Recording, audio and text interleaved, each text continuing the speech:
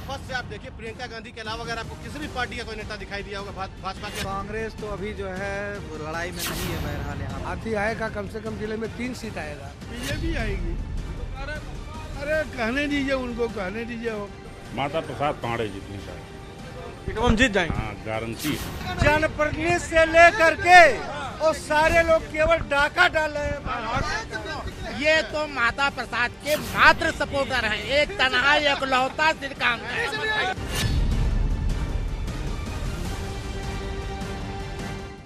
News 18 की team आज पहुंची है सिद्धार्थनगर। सिद्धार्थनगर में कुल 5 विधानसभा सीटें हैं।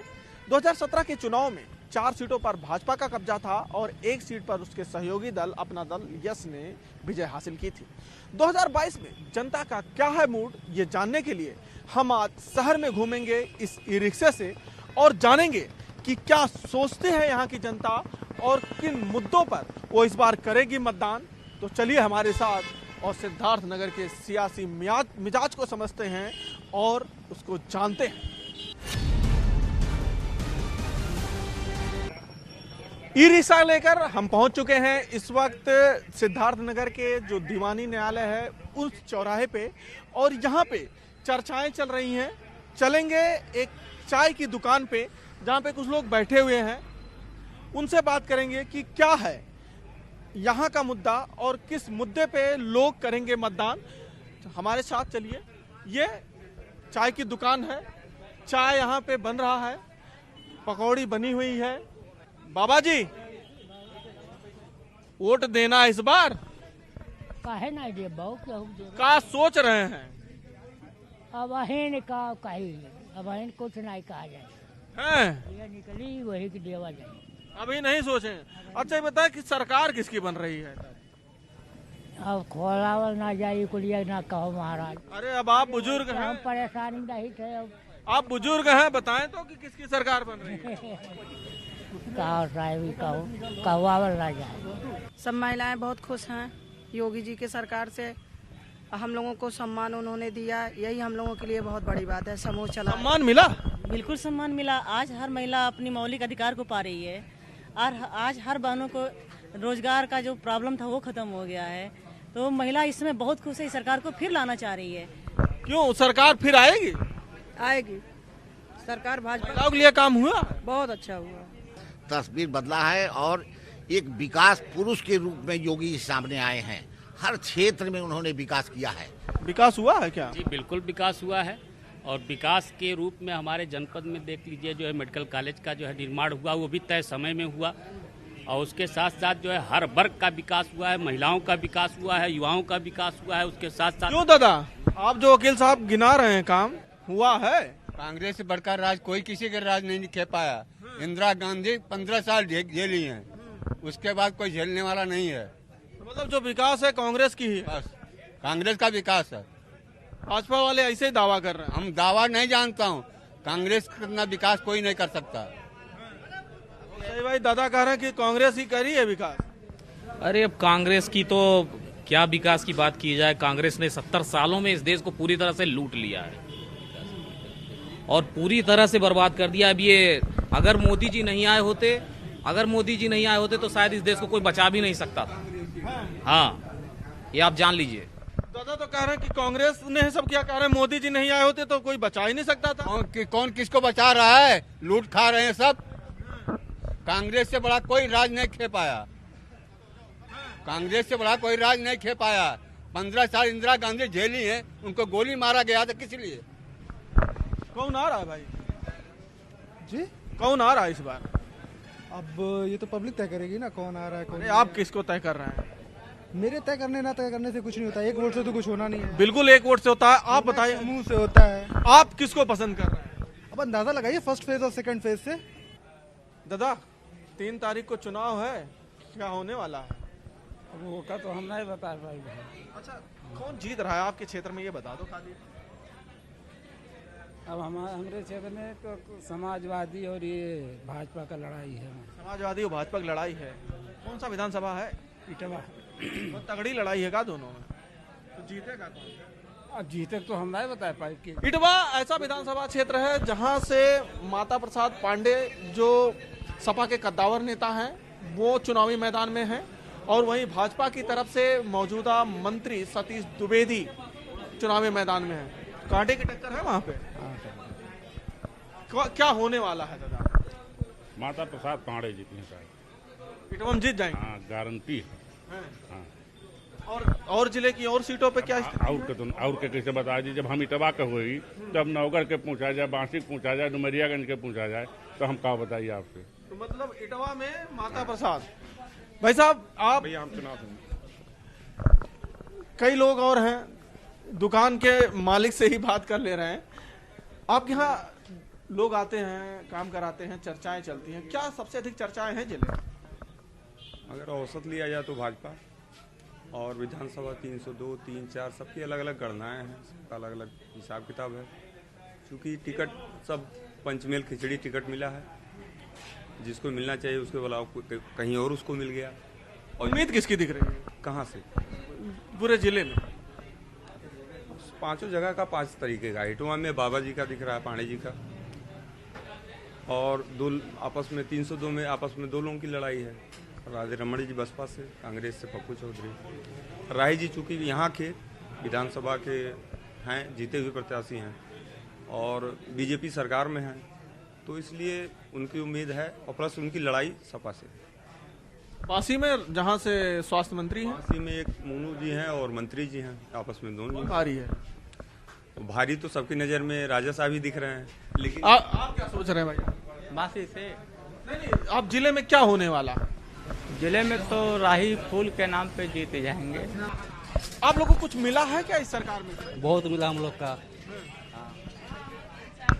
तो जो लोग हैं, बांसी विधानसभा से हमेशा सादगी की राजनीति की जाती है।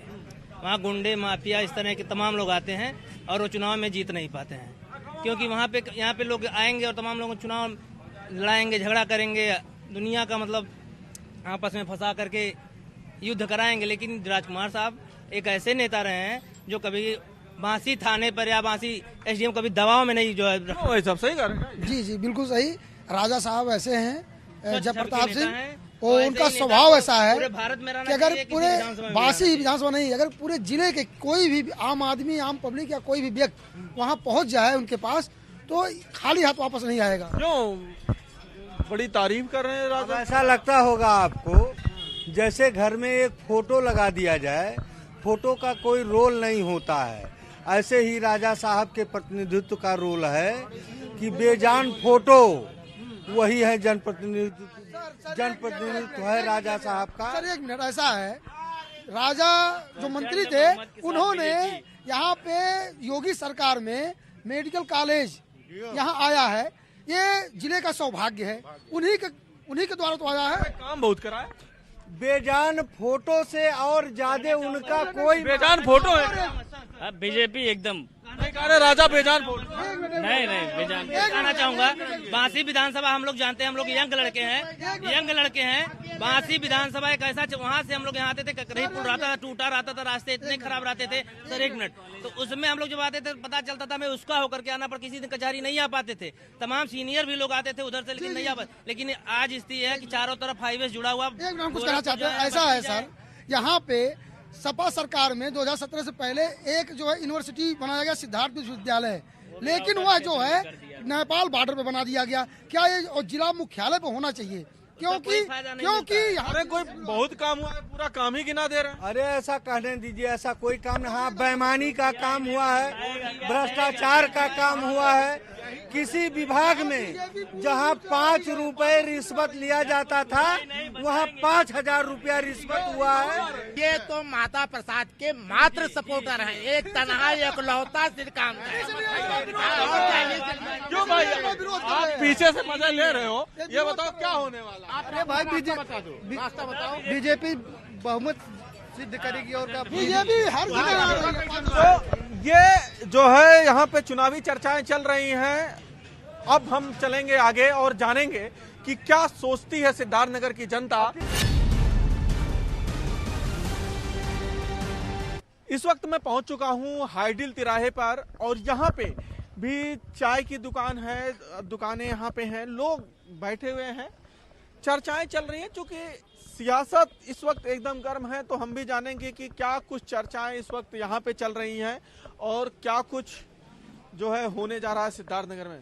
भाई साहब, क्या होने जा रहा है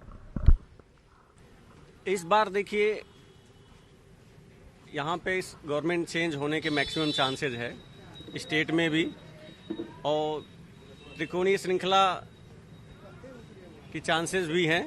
और रही बात यहाँ की सदर सीट की, मैं बता दूं तो यहाँ पे सपा बहुत आसानी से निकालने वाली है सीट यहाँ। अभी तो ये कहना उचित नहीं होगा कि कौन निकाल रहा है कौन नहीं निकाल रहा है।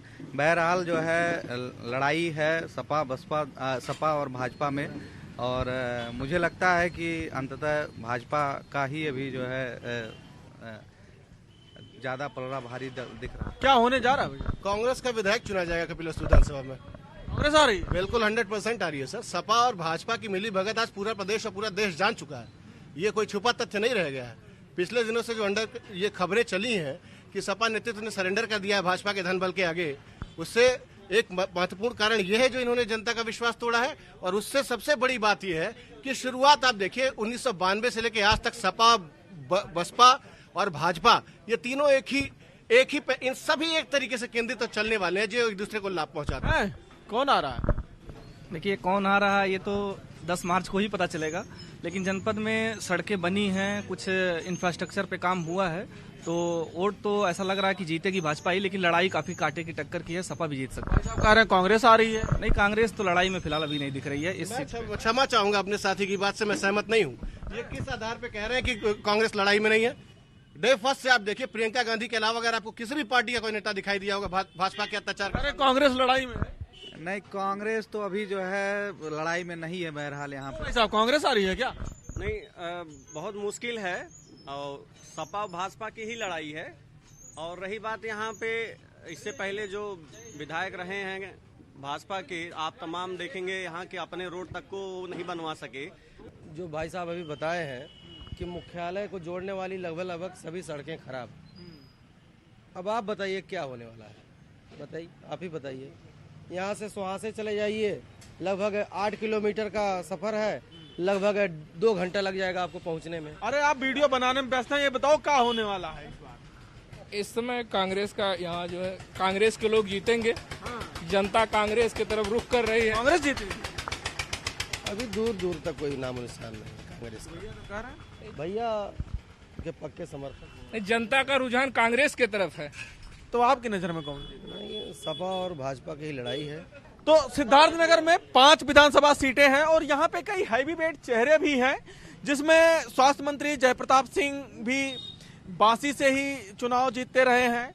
और उसके बाद यहाँ से जो है इटवा से माता प्रसाद पांडे समाजवादी पार्टी से हैं, वहीं से ही जो शिक्षा मंत्री हैं सतीश द्विवेदी, वो भी चुनावी मैदान में हैं। साथ ही हिंदू वाहिनी के जो प्रदेश संयोजक हैं राघवेंद्र सिंह, वो भी इसी जिले का प्रतिनिधित्व करते हैं। तो कुल मिलाकर जो जिला है, यहाँ पे लड़ाई बड़ी कांटे की दिखाई पड़ रही है। और 3 तारीख को जब मतदान होगा तो यहाँ की जनता विकास की बात कर रही है, और विकास के नाम पे वोट देने की अभी तक बातें चल रही हैं। अखिलेश पांडे के साथ रामगोपाल द्विवेदी, न्यूज़ 18, सिद्धार्थनगर।